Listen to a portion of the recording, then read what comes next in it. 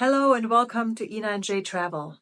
Jay and I recently returned from a trip that involved a 12-hour layover in Istanbul, and we decided to spend some time traveling to the old city of Istanbul to explore some of the local sites.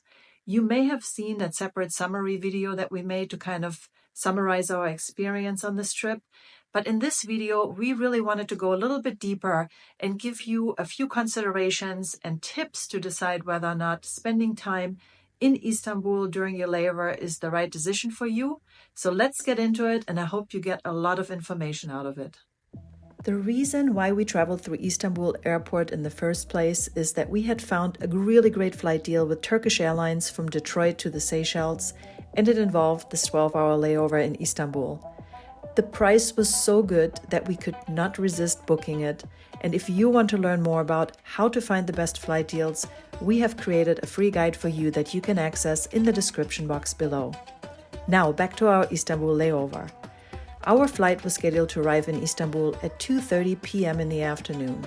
And thankfully our flight arrived on time, and our departing flight from Istanbul to our final destination was not scheduled until 2:15 a.m. the next morning, which opened up a 12-hour layover window for us.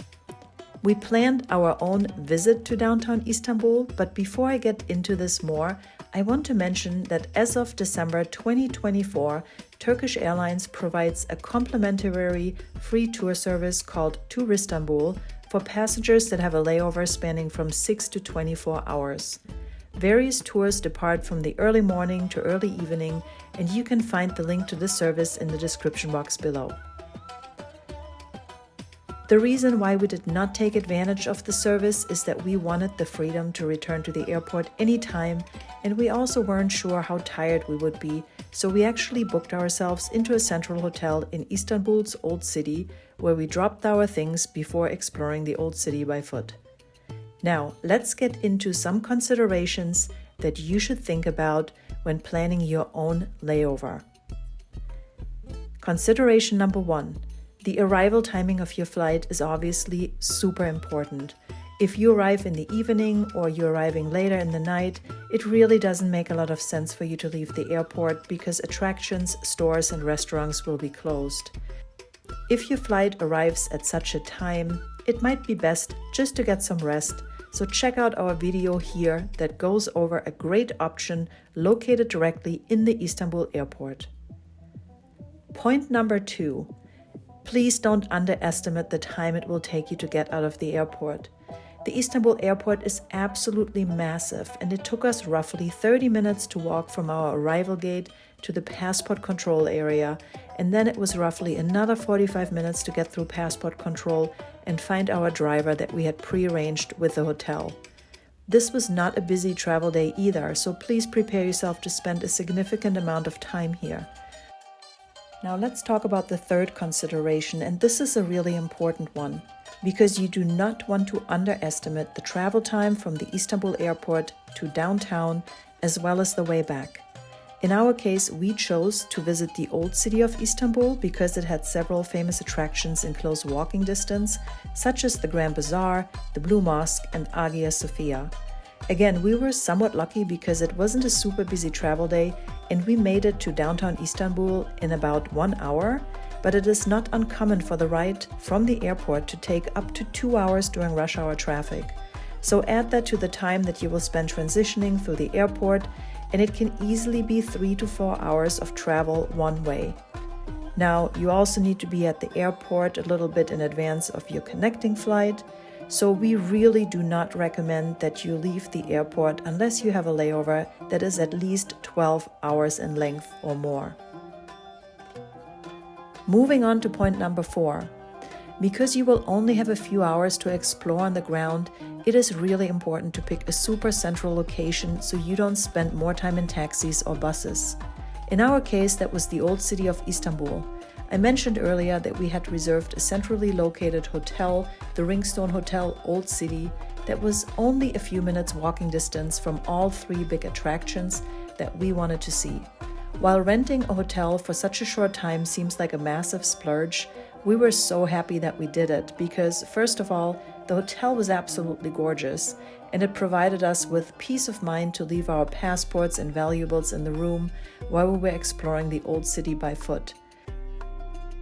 Hey, we just got the hotel here in Istanbul. We're about to head out down to the Grand Bazaar, get something to eat, blend in with the locals to see what's going on here in Turkey. We arrived at our hotel at roughly 4:45, checked in, and we immediately walked over to the Grand Bazaar, which closes at 7 p.m. It took us only 6 minutes to walk over there, and we spent most of our time in the bazaar just taking in the atmosphere. We did not enter any of the stores or do any shopping in the bazaar. The salespeople here are known to be really motivated to sell you things once you are in their store, and we simply didn't have the time or the storage in our carry-on to buy too many things. The bazaar is incredible, and it was such a unique experience to walk through this historic market. One thing that we did not enjoy here was the cigarette smoke. People can openly smoke in this enclosed building, and it made the air very heavy to breathe, but I guess that comes with the experience, and overall we still enjoyed visiting the bazaar. When we left the Grand Bazaar, we walked over to the Blue Mosque, which was just a few minutes away, and we entered the courtyard right at the time when the evening prayer began, and it was an absolute stunning experience.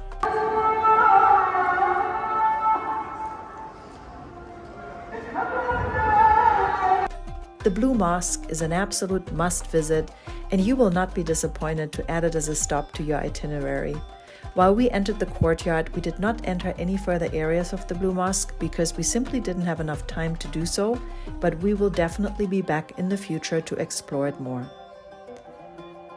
From here, we walked to Hagia Sophia, which is a former mosque and also a major cultural and historical site in Istanbul, Turkey. Again, we did not have enough time to go inside. We were told that it takes at least 1.5 hours to visit the inside, and because it was already past 6 p.m. when we got there, we simply marveled at the beautiful building from the outside and then made our way over to the Turkish restaurant to grab dinner. The restaurant was amazing. The food was cooked on an open fire. It was very tasty, and the staff and ambiance were super nice. Also, it was quite reasonably priced. We both ate dinner and both had 2 alcoholic drinks, and our total bill was roughly $70. After dinner, we walked back to the hotel to relax and take a shower, and then we made our way back to the Istanbul airport around 10 p.m. Traffic that evening was very light, and we actually arrived at the airport within 45 minutes, making our way through a completely empty security line into the terminal. Again, we were lucky that day, and we arrived with plenty of time, but this could be a very different situation for you depending on your specific travel day or your specific travel time, so please plan enough buffer just to be safe. All in all, this was an amazing stopover for us, and we fell in love with the city of Istanbul. We definitely realized that a few hours or even a full day here is not enough time to explore this beautiful city, and we will definitely be back for a few days in the future. We hope you enjoyed this video and got plenty of inspiration to plan your own trip. Please don't forget to like and subscribe to get more travel tips from us. Thank you, and see you again very soon.